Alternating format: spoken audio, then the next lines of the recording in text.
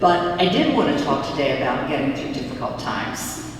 Now, some of you are not old, many of you are not old enough to remember the Beatles when they were popular, but I think everybody has heard their music. And one of my favorite songs was called Getting Better. And the refrain of that song was, I've got to admit it's getting better, a little better all the time, it can't get much worse. And throughout my life, when I've gone through a difficult time, I will spare you my singing, but I have said that to myself, it's getting better because it can't get much worse. Now, I want to apologize to any of you here who have never gone through a difficult time in your lives. Maybe everything has always gone perfectly for you throughout your entire life. And to you, I would say congratulations. I might also suggest therapy because there may be a little denial going on. But I would hope you would still find something useful today.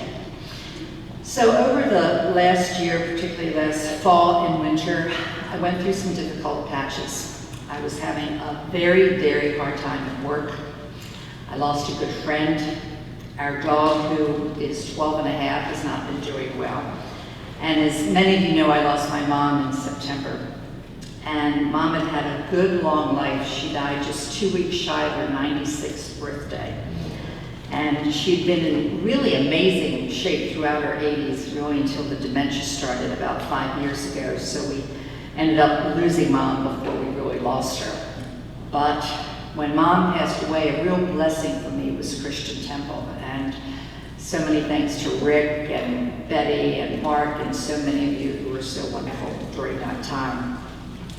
So it was a difficult time for me, and I knew those events were having an effect on me internally, but I thought that I was handling it pretty well on the outside, at least until Christmas Day when Alex and I were opening our gifts. And one gift he gave me was a mug with a sloth on it. And there was also a little wood carving that said, life isn't about avoiding the storms, it's about learning to dance in the rain. Another gift was a book on how to stay centered in trying times. And Alex said, you may notice a theme here, it is stress reduction. So I guess I was not handling everything as well as I thought. But here's something I learned, that even in the midst of difficult times, there are still always moments of wonder, moments of great beauty, and even moments of joy. There were still wonderful things happening, and all I had to do was notice them. One thing in particular was that Alex, my 18-year-old son, for the most part, was being really great. He started his senior year and he really turned things around academically. He and I were getting along very well, which has not always been the case. And he handled all the college applications completely on his own. I didn't have to do a thing. He had charts and graphs and he got everything off way ahead of time. It was wonderful. So I should add that in these last few months leading up to college, it's been a different story, and Alex has been a total nightmare about 50% of the time, to the point where I wanted to say, maybe you should leave for college early just to try and get used to it. But the important thing was that in the midst of a very hard time for me, he was great, and I had many moments of pure joy just being with him. And I hear that same experience from people a lot, that even in the middle of very hard times, God is trying to get their attention. Maybe there's a beautiful sunset, or a neighbor stops by with a dinner, or an old friend reaches out and you share a few great hours together. It's why in hospices you often hear laughter. Even at what may be the darkest time, there can be joy, wonderful memories, great feelings of love, and always hope that something better is coming. We just have to be aware enough to see it.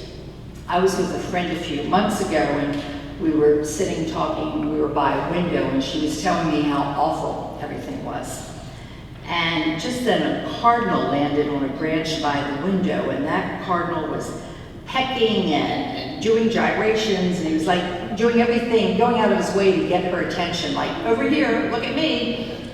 But she never noticed. She missed all that beauty and that joy. And the thing is, God is always sending us cardinals. but sometimes we are too committed to our misery to notice. And we need to remember that two emotions can be present at the same time: pain and beauty, grief and joy, despair and hope. They are not mutually exclusive. The other thing I think is important to remember is that everything changes, and there is a season for everything. Ecclesiastes 3 verses 3 through 5 tells us, "To everything there is a season and a time to every purpose under heaven, a time to be born and a time to die, a time to plant and a time to pluck up that which is planted, a time to kill and a time to heal, a time to weep and a time to laugh." And I think a big part of getting through tough times is acceptance, because we always have a choice. Are we going to complain about the storm, or are we going to get an umbrella and get out there and get busy? Are we going to respond with fear or with faith, knowing that there is nothing we can go through that God will not be on our side throughout it all? And we have to remember that the pain is often in the resistance. Acceptance is the first step toward changing something. John 14 verses 1 through 3 reads, "Do not let your hearts be troubled. You believe in God, believe in me as well. In my Father's house there are many rooms. If it were not so, would I have told you that I am going to prepare a place for you?" Everything changes, and sometimes we can be in the midst of the most horrible situation and things can change overnight. Other times it's not overnight. Sometimes the change takes a lot longer, but eventually everything changes. Now there are times, believe it or not, when the difficult situation is of our own making. We've been there, right? We do it to ourselves. But we also know that our reaction to something can make it much better or much worse. And there's usually nothing that we cannot make worse if we try hard enough. Some of you may know the Buddhist parable of the second arrow, where the Buddha asked a student, "If a person is struck by an arrow, is it painful?" The student replied, "It is." The Buddha then asked, "If the person is struck by a second arrow, is that even more painful?" The student replied again, "It is." The Buddha then explained, in life we cannot always control the first arrow. However, the second arrow is our reaction to the first. And with the second arrow comes the possibility of choice. The first arrow is the thing that happens. You did a bad job with something at work, or you lost your cell phone, or you forgot to pay a bill. The second arrow is what we then do to ourselves, the story we tell ourselves. I'm so stupid, or I can't get anything right, or nothing ever works out for me. That's how we extend our suffering. That's the part we do to ourselves. And the second arrow we can change. When we start to beat ourselves up or start blaming ourselves, we can stop. We can let ourselves off the hook, remind ourselves that we are only human. We can say a prayer, we can take a deep breath, and we can begin again. But when it comes to the other hard times, the times that are not of our own making, we just have to keep on keeping on.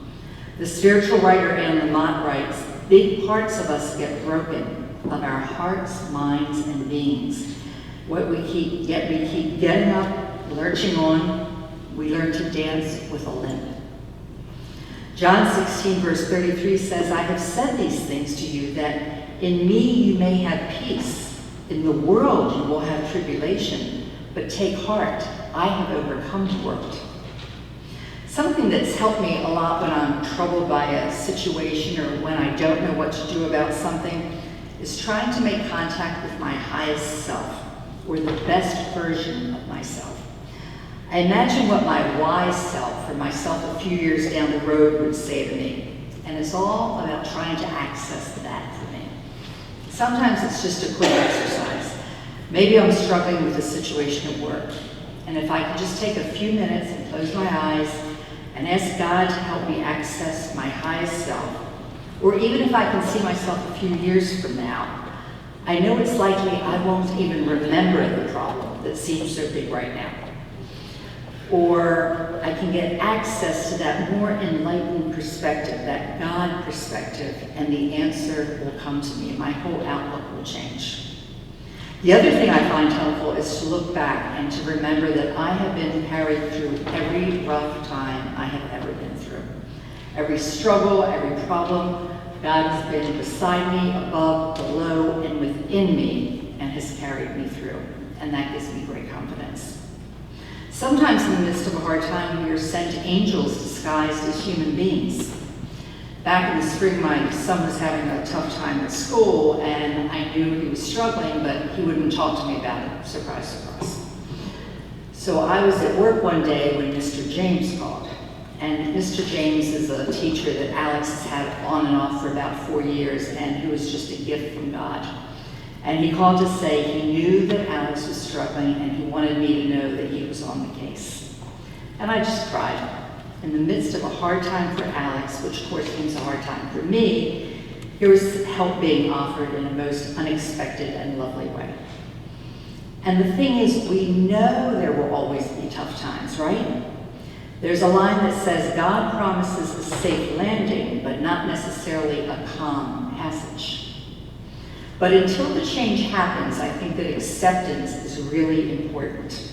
Now remember, acceptance is not saying we like what's happening or that we want it to continue, but it is saying we acknowledge that this is how it is for now. And that doesn't mean I can't leave the situation or work to make it better, but it does mean I stop fighting against what is. Pain is in the resistance. Fighting against what is a fool's errand. Now, if we really want to get good at this, we can go one better than acceptance, and that's serenity. And I heard a great story recently that illustrated the difference between the two. You know when you're in the express line at the grocery store and it says 12 items only, and the person in front of you has 20 items? Acceptance is acknowledging it is what it is. You don't like it, it's not fair, but you wait your turn, you check your messages, you're patient. That's acceptance. But serenity is not even counting in the first place. And boy, some days I think I'd have to be Mother Teresa to do that. But I have to tell you, I long to be that person. Live and let live. Because to do otherwise only causes suffering for ourselves, right? Jeremiah 29 verse 11 says, For I know the plans I have for you, declares the Lord, plans to prosper you and not to harm you, plans to give you hope and a future. Isn't that great? Joshua 1 verse 9 reads, Have I not commanded you? Be strong and courageous. Do not be frightened and do not be dismayed, for the Lord your God is with you wherever you go. Whatever painful thing is happening in our lives, no matter what, we have to remember that God is so much larger than whatever the problem is. And I'm happy to be able to report to you today that things are pretty good. The best news is that just this last Friday, I started a new work assignment. I had asked for a detail out of my office, and my boss okayed it. I was so thrilled, so now I'm in a different part of town. I will be there, the details for 6 to 9 months. We're saying 9 months, just to put that thought out there. And it's great work. And God made a way where there seemed to be no way. And although my father is now in a nursing home, he's at Charlestown now in assisted living. He's 97 and a half. He's in a wheelchair, but he's still unbelievable and still himself, the feisty old gentleman that he always was. And I went to see him on Wednesday, and I'd been there for about 20 minutes, and he said, Okay, you can go home now. He loves me very much, but he does like to keep visits very short. And on the good news, bad news front, my son Alex in just 2 weeks will be heading off to Indiana University. And I can't say anything more about that because I will cry, but I know that God will be taking care of both of us.